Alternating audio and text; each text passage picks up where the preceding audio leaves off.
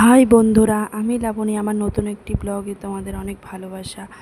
তোমরা আশা করি সবাই ভালো আছো, আমিও ভালো আছি। আজ বেরিয়েছি একটু শপিং করতে, ছেলের সামনে বার্থডে, তাই এই যে আমরা বাড়ি থেকে বেরিয়ে অটো ধরে নিয়েছি,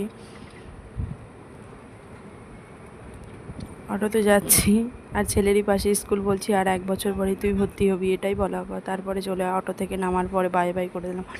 তারপরে ঢুকলাম শপিং করতে, যে দোকানে যাচ্ছি।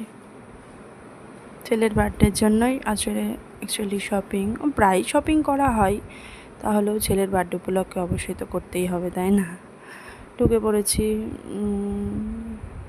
ফার্স্ট ফ্লোরে গেলাম, গিয়ে ছেলে জামা কাপড় দেখতে দেখতে নিজেরও একটু পোজ নিয়ে নিলাম।